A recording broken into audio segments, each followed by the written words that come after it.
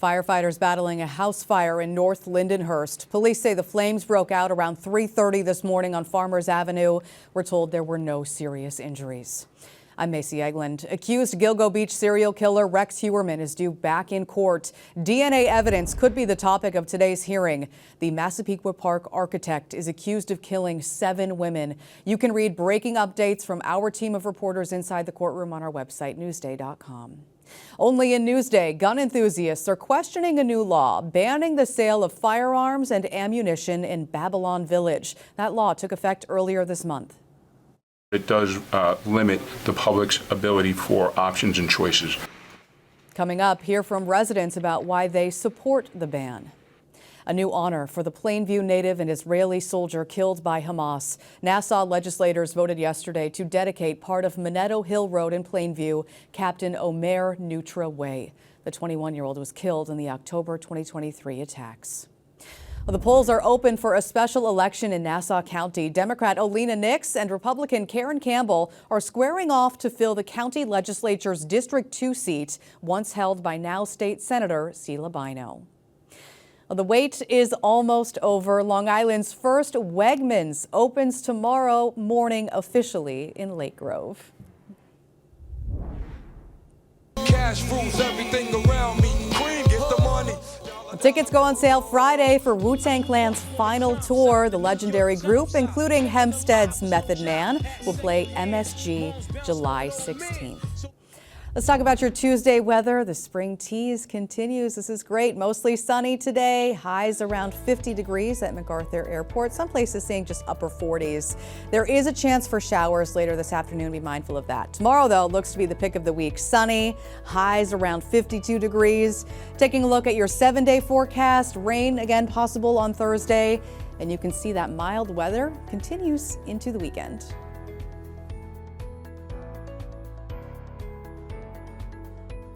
Long Island weather is brought to you by PTRC.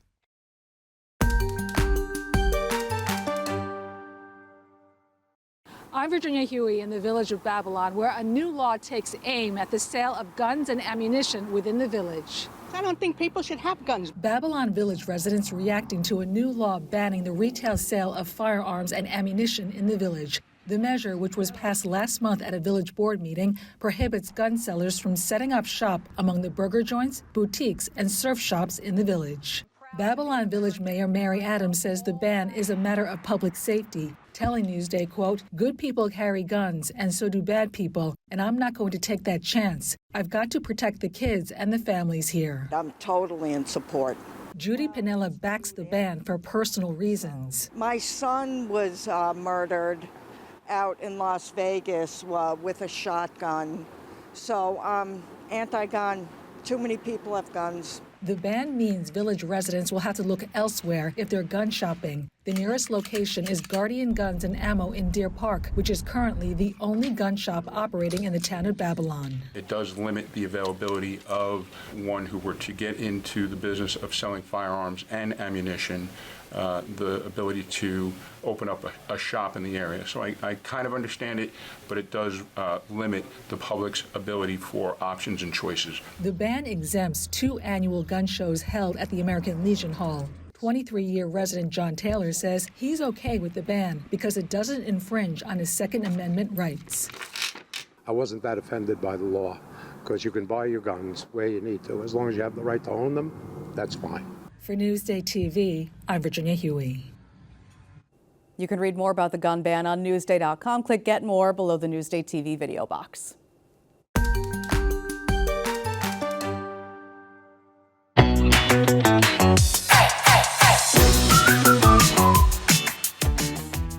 Grab a glass. We're brewing beer. Smells good too.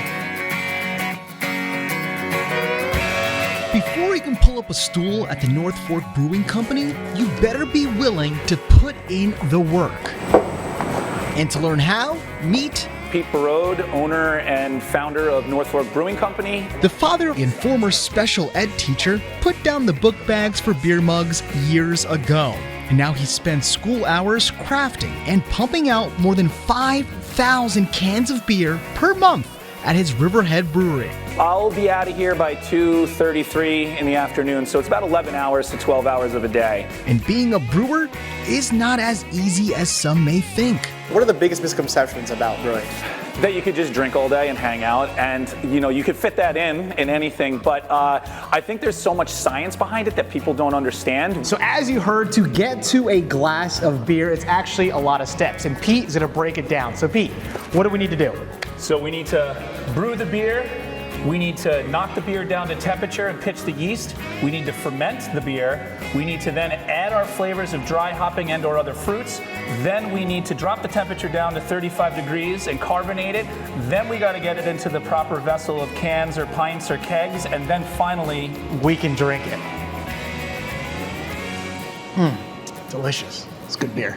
Very good beer, actually. Yeah, it's really good beer, actually. Hold on. Long hours, lots of science, and heavy physical work.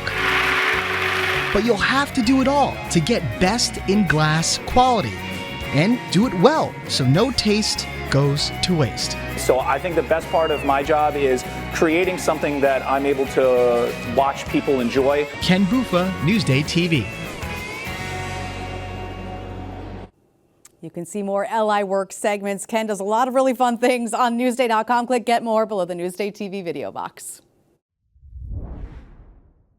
It's just been such a surreal experience, and I never could have expected it to be this special as it's become. The number of Long Island flag football programs continues to grow, and at the Jets' second annual Media Day, players from 11 LI teams spoke about their love for the game. During sideline cheers, as we were cheering for the football players, I've always wanted to go out on the field. I wanted to be there. So once flag football came to our school, I was like, yes, I want to do that after cheer. I almost just joined it for fun, not expecting it to turn into something so serious and so big that I would be standing here today. And now have 2 rings in your hand. Two rings. Two-time champion Plainview Old Bethpage JFK inspired others like Glen Cove senior Aurora Siri to start her own team. You started a petition and you got signatures and you started a team. You did this and you got here. Did you ever think that you would be standing in the Jets locker room right now? No, not at all. No, I didn't know what to expect. I'm really excited for this upcoming season.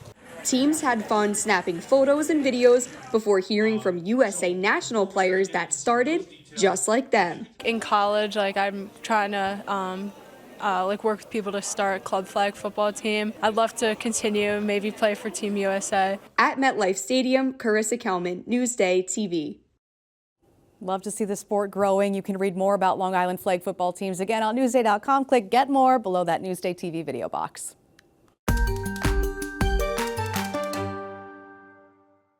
The Rangers are entering the final third of the NHL season, and they're not where anybody expected them to be at this point. They're outside of a playoff spot looking in. This is a team that had the best record in the league last year, but it hasn't been quite as smooth for them this year. At one point, they were actually last in the division, but they've been playing better since the calendar turned to 2025. And General Manager Chris Drury has made some trades that's actually reshaped the roster, the biggest of which has been the acquisition of center J.T. Miller from the Vancouver Canucks at the end of January. Things are starting to look good. He's given them a different look. He's added more grit, some size up the middle. He seems to have invigorated Mika Zibanejad, who had been the team's first-line center, but he's been having a down year, and he seems to have been invigorated by the addition of Miller because he's been playing on Miller's line, or he was before the break. He had a couple of goals and 6 assists in the 5 games that he played once Miller got on the roster. He carried that strong play over into the Four Nations tournament for Sweden, and the hope is, of course, that he can continue to play strong. And the question is now, do they have enough time to make up the ground to get into the playoff field? There are about 9 teams battling for those last 2 playoff spots in the Eastern Conference, the Islanders included. If they can stay healthy, you would assume that they have a pretty good chance to leapfrog some of the other teams and get into a position by the time the season's over. But of course, they have to play the games, and we'll see if they can do that. Reporting from Greenburgh, New York, I'm Colin Stevenson for Newsday TV. Read more about the Rangers and the Islanders on Newsday.com. Click Get More below the Newsday TV video box.